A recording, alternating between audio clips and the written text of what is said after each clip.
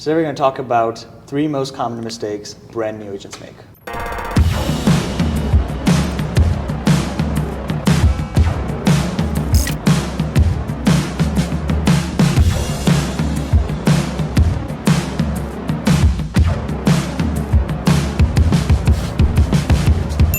Thank you for being here. Yeah, thanks for having me. All right, let's talk about some of the most common mistakes a brand new agent who just got their license today Yes. is going to make over the Okay. course of the next 12 months.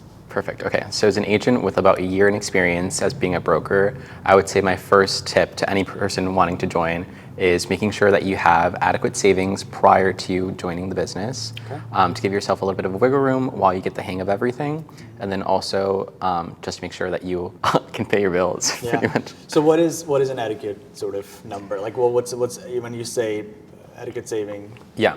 Is that 1 month, 2 months, 6 months, a year? I would say like 2 to 4 months of your Okay. of like what it costs for your Yeah. monthly expenses. Okay, I would have yeah. that saved so that you aren't panicking and have the ability to kind of allow your business to flourish and aren't having to pick up tasks that aren't actually going to return your investment. Makes sense. And then you got to take 10% of your income anyway and then reinvest in marketing somehow. So Exactly. You gotta keep that in mind as well. And then make sure you're saving for taxes. Absolutely. All right. So saving, what's in number 2? My second tip would be making sure that you're not spreading yourself too thin. Okay. And when you're first beginning, choosing an area that you'd like to dedicate yourself to, and then farming that actively.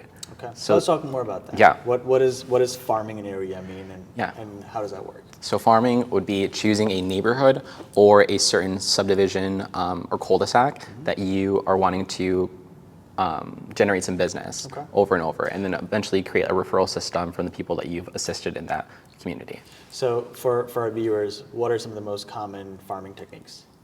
So anytime that you get a new listing or anytime a listing is sold, you want to make sure that you are reaching out to the surrounding neighbors and letting them know that you're in the neighborhood, Okay. that you sold a property in the neighborhood, Perfect. and that you're able to and willing to assist them in any in any of their needs, any of Got their it. real estate needs. So you've got the direct mail campaign, you've got the Exactly. postcards and everything. You want to farm 1 or Yes. 2 mile radius of your listing. Exactly.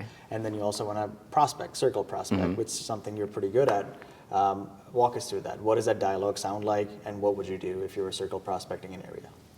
If I was circle prospecting an area, I would make sure that I'm, calling all the neighbors, making sure that I'm communicating with them, letting them know who I am, who I work for, and bringing value to them in any means possible. Got it. It's also making sure that they know that at any time they're willing to reach out and know that I'm able to provide any information they may need. Yeah, I love that. Because when I was circle prospecting, anytime I put anything under contract, I would call these buyers. Mr. Yeah. Smith, my name is Rafa with Mark at Compass. We just put 123 Main Street under contract within 48 hours for over 104% of list price. Exactly. And we still have plenty of buyers in the market.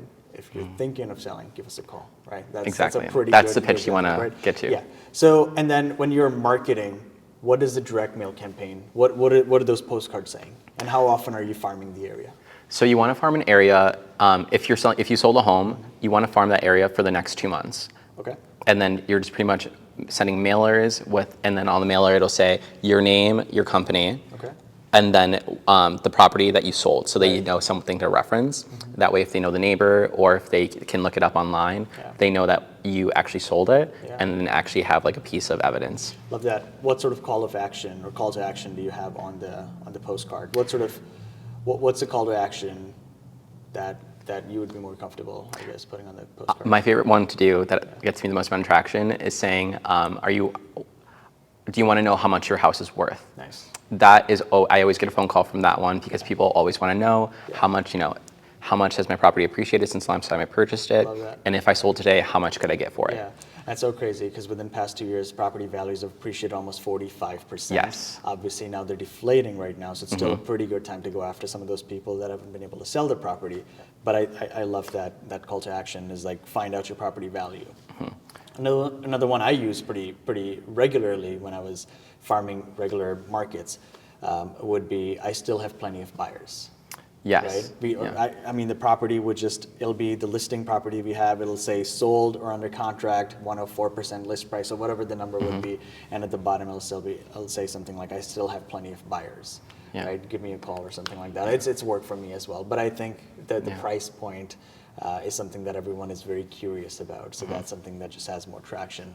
All right, so we figured that out. Farming an area that's more kind of close to you, that you want to be an expert in the field, Yes. and you want to be an expert in the market because You want to be the go-to agent in that community, in that neighborhood, whatever it is. You want to be the go-to person. Right. I love that. Number 3.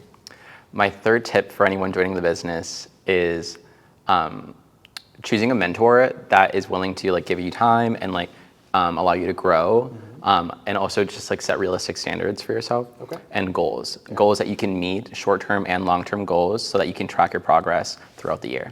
That's my biggest tip. Because if you're just going and kind of like winging it, you're going to lose track of your goals and your motivations. And when it comes to quarter 2, quarter 3, you're not going to know exactly how much progress you made over the year. Yeah.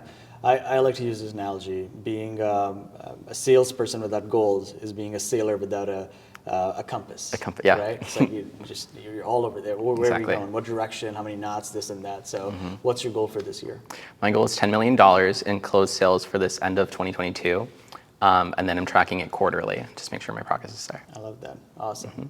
Well, those were your 3 tips. Yeah. Brand new agents.